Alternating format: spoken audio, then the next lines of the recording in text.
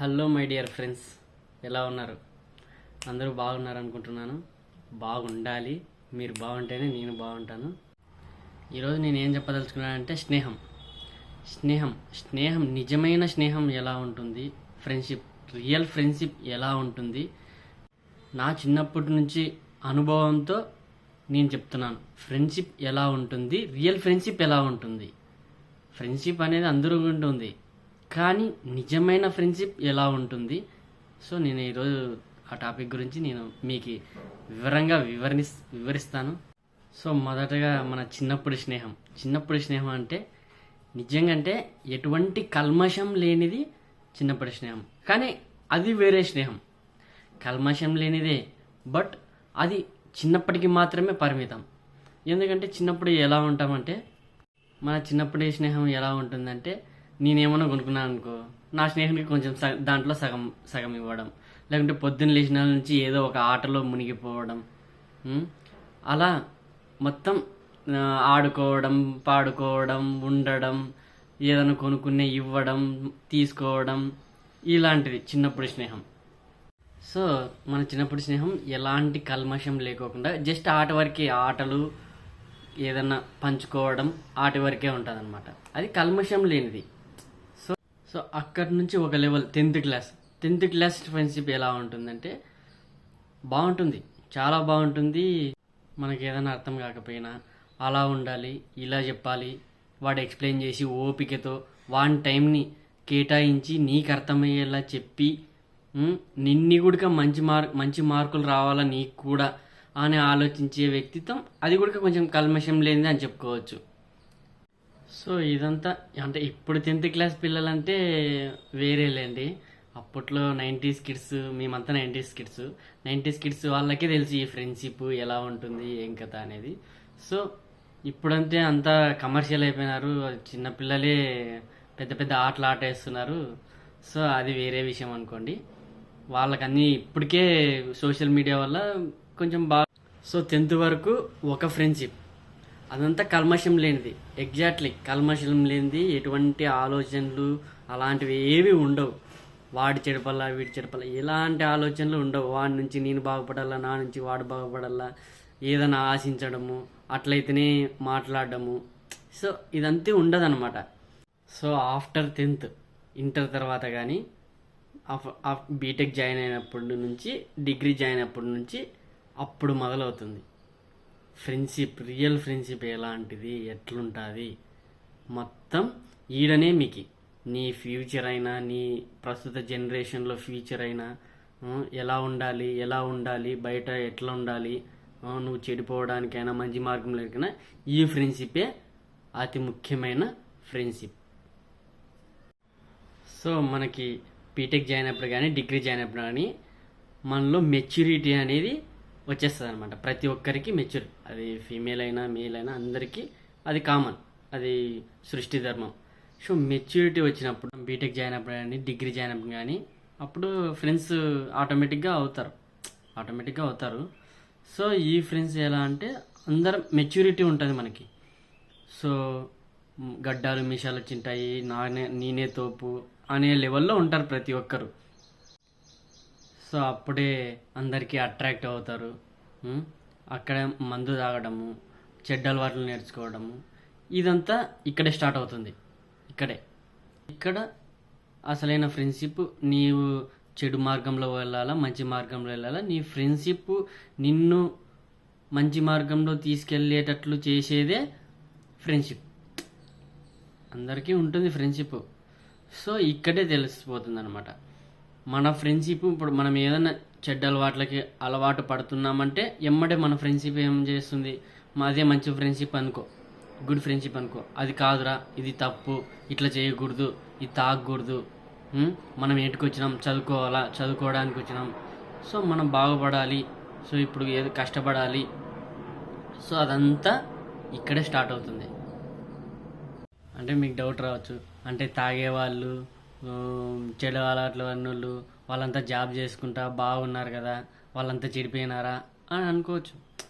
అది వాళ్ళ మళ్ళీ తర్వాత వాళ్ళ టాలెంట్ని బట్టి, అదంతా వాళ్ళ డెవలప్మెంట్ని బట్టి, వాళ్ళు చదువుకోవడం బట్టి, అదంతా వాళ్ళు నిర్ణయించుకోవడం బట్టి ఉంటుందన్నమాట వాళ్ళ లైఫ్ అంతా.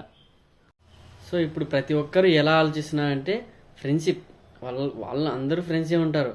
కాకపోతే నేను ఏదైనా పెట్టినాను అనుకో, మళ్ళీ వాడు మనకు వస్తుందా రాదా ఇది, మనం ఏదైనా కొనిచ్చినా, మనం ఏమైనా డబ్బు ఇచ్చినా, ఎక్కడికైనా బయటికి వెళ్ళినా, సో మళ్ళీ మళ్ళీ వాడు పెట్టగలిగితేనే వాళ్ళు పెట్టగలుగుతున్నారు.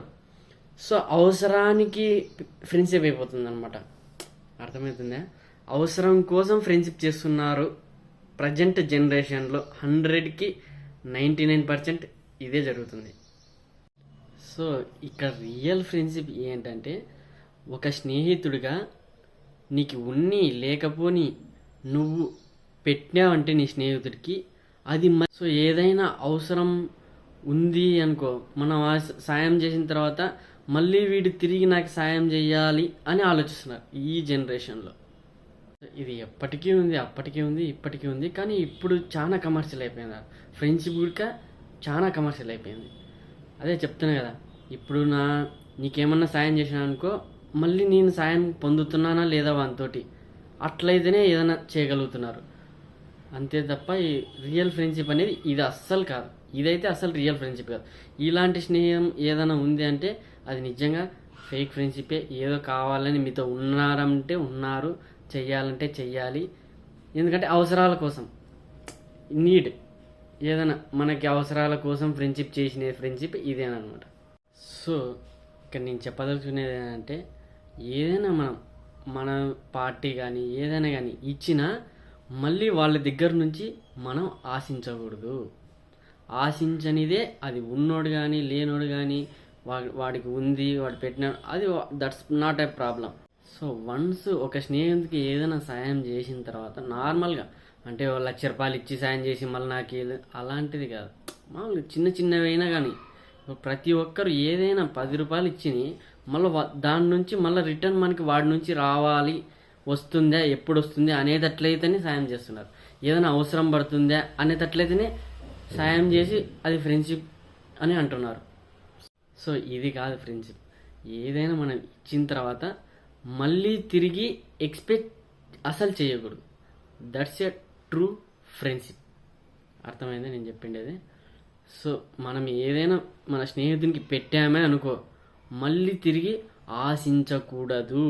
నా అవసరం ఇప్పుడు నీ స్నేహితునికి అవసరం పడింది అనుకో, ఏదైనా సాయం చిన్నపాటి స్నేహం ఏదైనా ఎనీథింగ్ చేసినావు అనుకో, అది నా స్నేహం, నేను నాకే చేసుకున్నాను అనేటట్లే ఉండాలన్నమాట. మళ్ళీ తిరిగి వాడు నాకు ఎప్పుడైనా సాయం చేస్తాడా, వాని అవసరం కోసం నా అవసరం కోసం మళ్ళీ ఎప్పుడైనా వాని అవసరం ఎప్పుడైనా పడుతుందా, నాకు చేస్తాడా చేయడా అనే ఎక్స్పెక్టే చేయకూడదు.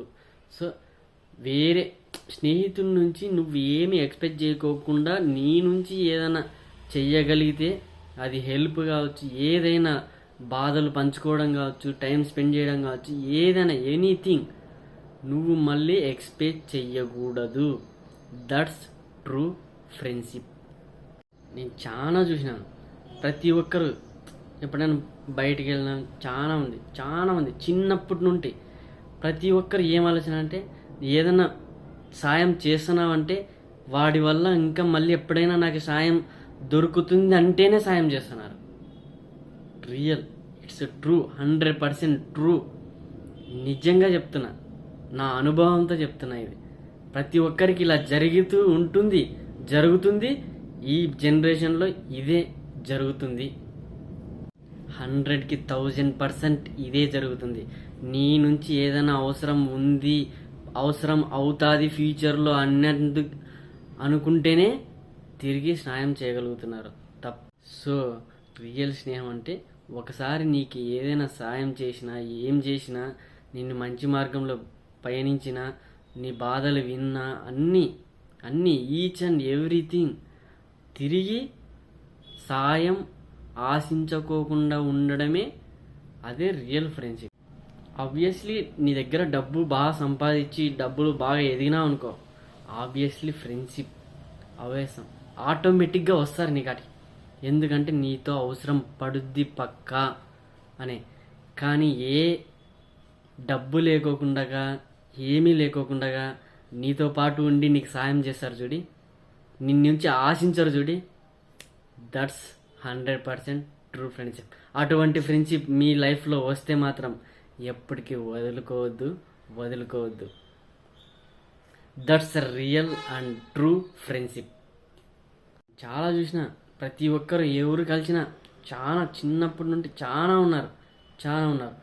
రీసెంట్గా మొన్న మా ఫ్రెండ్, నా చిన్నప్పుడు ఫ్రెండ్ చాలా పొద్దున్న లేస్తే వాళ్ళ ఇల్లు మా ఇల్లు పక్కనే ఎంతలా ఆడుకునే వాళ్ళం అంటే, పొద్దున్న లేచిన కల్మషం లేకోకుండా గోళీల ఆట. ఈ ఆట కాదు, చిన్నప్పుడు 90s కిడ్స్ ఆడిన ప్రతి ఆట ఆడేసినాం. సో మొన్న రీసెంట్గా నా ఇన్స్టాగ్రామ్ ఫేక్ ఐడితో దాదాపు 18 సంవత్సరాలు అవుతుంది. నా ఇన్స్టాగ్రామ్ ఫేక్ ఐడితో వేరే వాడు క్రియేట్ చేసి ఇట్లా తనని, నా ఫ్రెండ్ని అడిగాడు అనమాట. డబ్బులు అడిగాడు, 2K అడిగాడు, ఎమర్జెన్సీ, మెడికల్ ఎమర్జెన్సీ అని. వితిన్ సెకండ్లో ఏం అవసరం వచ్చిందో ఎప్పుడు అడగదు. ఎలా అంటే అంత స్నేహం ఉండేదన్నమాట మా మధ్య. అలా ఉండేదన్నమాట. ఎప్పుడు ఆడుకునే వాళ్ళం, భలే ఉండేది అసలుకి. ఎలా అంటే అంత బాగుండేది. సో అడిగేసరికి వెంటనే ఫేక్ ఐడి అని గుర్తుపట్టలేకపోయినాడు. అసలుకి నాకు వాడు ఎలా క్రియేట్ చేసి అంటే, మొత్తం నాదే ఉన్నట్టు ప్రొఫైల్ అన్ని ఈచ్ అండ్ ఎవ్రీథింగ్ క్రియేట్ చేశాడు. స్మాల్ మిస్టేక్ అంతే, అది నేను కూడా కనుక్కోలేదు. తను ఏదో జాబ్ చేసుకుంటా బతుకుతున్నాడు. మామూలుగా సాఫ్ట్వేర్ జాబ్ కాదనుకోండి, మామూలుగా ఏదో జాబ్, చిన్నపాటి జాబ్ చేసుకుంటా బతుకుతున్నాడు.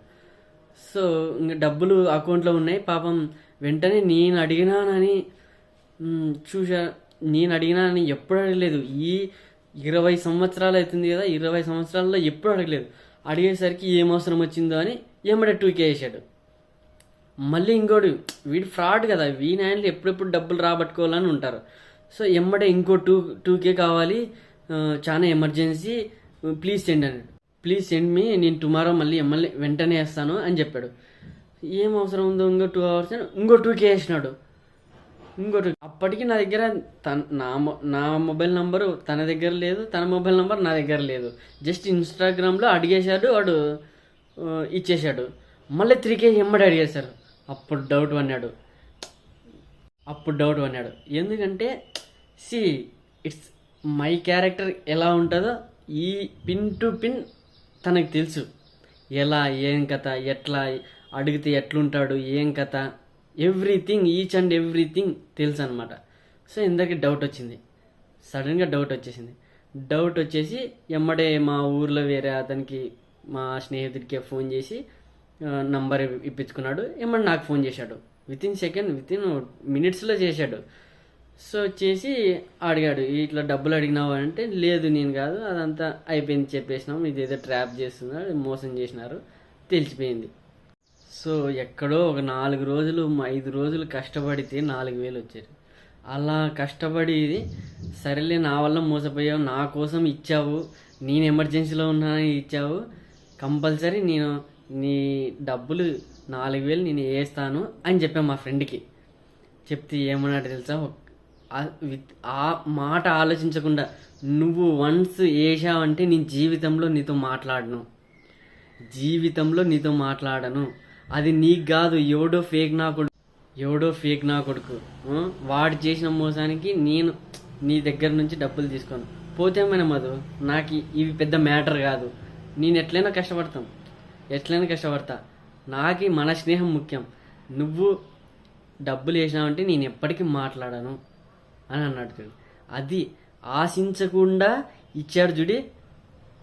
ఫస్ట్ వేశాడు కానీ ఆశించలేదు. ఎప్పుడు అడిగిన ఫ్రెండ్షిప్ ఎట్లా అంటే రియల్ ఫ్రెండ్షిప్ అంటే ఆశించాడు. వన్స్ వేసిన తర్వాత ఆశించరనమాట. మళ్ళీ తిరిగి నాకు ఇవ్వాలి, సాయం చేయాలి అనే ఆశ అనేది ఉండదన్నమాట. So that's true friendship. ఇక్కడ ఫ్రెండ్షిప్ అంటే మేము 20 ఏళ్ళు అయింది కదా, అట్లయింది, రోజు మాట్లాడుకోవాలా, రోజు కష్టాలే వినాలా, రోజు నీ పక్కనే ఉండాలా, నిన్నే చూసుకొని ఉండాలా. That's not true friendship. చెప్పినా కదా, నిన్నే ఆశించకుండా నీకు ఏదన్నా చెయ్యగలిగితేనే నువ్వు కష్టాల్లో ఉన్నప్పుడు కానీ ఎప్పుడైనా కానీ నువ్వు ఏదైనా కానీ నీ నుంచి మళ్ళీ రిటర్న్ ఆలోచించకుండా నీ స్నేహితుడు ఏమైనా నీకు చేశాడంటే దట్స్ ట్రూ ఫ్రెండ్షిప్. సో ఇలాంటి ఫ్రెండ్షిప్పే ఆ దేవుని దయ వల్ల నాకు బీటెక్లో 3 ఫ్రెండ్స్ పరిచయం అయ్యారు. వాళ్ళే నా రియల్ ఫ్రెండ్స్. ఎప్పటికీ నా హృదయంలో ఎన్నటికీ ఉంటారు. So happy friendship day everyone. మీరు కూడా ప్రతి ఒక్కరి నా ప్రతి సబ్స్క్రైబర్ కూడా నాకు ఒక మంచి స్నేహితుడే. సో మీరు నా నుంచి ఏమి ఆశించకుండా నన్ను సబ్స్క్రైబ్ చేసుకుంటున్నారు చూడండి. So that's real true friendship. Thank you. Bye. So ఇలా రియల్ ఫ్రెండ్షిప్ ఎలా ఉంటుంది అనేది అప్పట్లోనే చిరంజీవి గారు మనకి మూవీ రూపంలో చెప్పారు, స్నేహం కోసం. సో చిరంజీవి గారు ఇందులో చాలా పేదవాడు, కటిక పేదవాడు. వాళ్ళ స్నేహితుడు చాలా రిచ్. సో వాళ్ళ రిచ్ ఫ్రెండ్ ఏం చేస్తాడు, అసలుకి చిరంజీవి నుంచి ఏది తిరిగి ఆశించడు. మీరు మూవీ చూసినట్లయితే స్నేహం కోసం స్నేహానికి చెలికాడే అసలుకి సాంగ్ హైలైట్ అది. సో ఆ మూవీ ఆ సాంగ్లోనే మొత్తం చూపించాడు. సో మళ్ళీ తిరిగి ఆశించుకోకుండా చేసేదే true friendship, real friendship. So bye.